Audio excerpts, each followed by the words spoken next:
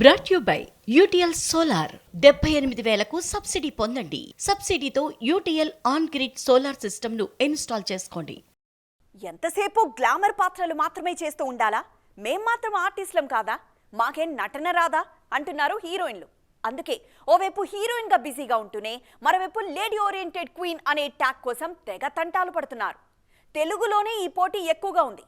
మరి ఈ రేస్ లో ఉన్నదెవరు? ఇండస్ట్రీలో హీరోయిన్ల మధ్య ఫైట్ మామూలుగా లేదు. ఇప్పుడు ఒకరిని మించి మరొకరు లేడీ బాస్ టైటిల్ కోసం పోటీ పడుతున్నారు. మొన్నటి వరకు అనుష్క, నయనతార లాంటి ఒకరిద్దరు బ్యూటీస్ మాత్రమే ఎక్కువగా లేడీ ఓరియంటెడ్ సినిమాలు చేసేవాళ్లు. కానీ ఇప్పుడు అలా కాదు, అందరి దారి అదే అయిపోతోంది. అనుష్క శెట్టి గ్యాప్ తీసుకున్నా కూడా ఫీమేల్ సెంట్రిక్ సినిమాలు మాత్రమే చేస్తున్నారు. తాజాగా తెలుగులో ఈమె చేస్తున్న ఘాటి త్వరలోనే విడుదల కానుంది.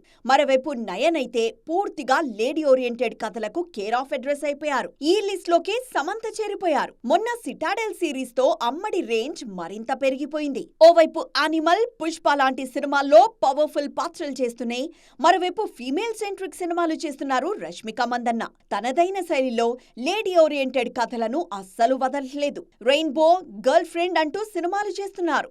అనుపమ పరమేశ్వరన్ కూడా టిల్లు స్క్వేర్ తర్వాత లేడీ ఓరియంటెడ్ కథ పరదాకి ఓకే చేశారు. ప్రస్తుతం ఇది సెట్స్ పై ఉంది. ఇక తమన్నా ఓదెలా 2 అంటూ వచ్చేస్తున్నారు. సాయి పల్లవి కూడా ఛాన్స్ దొరికిన ప్రతిసారి తన సత్తా చూపిస్తున్నారు. వీళ్లంతా లేడీ ఓరియంటెడ్ క్వీన్ ముద్ర కోసం ట్రై చేస్తున్నారు. Brought you by UTL solar 78,000కు సబ్సిడీ పొందండి. సబ్సిడీతో UTL on grid solar system ను ఇన్స్టాల్ చేసుకోండి.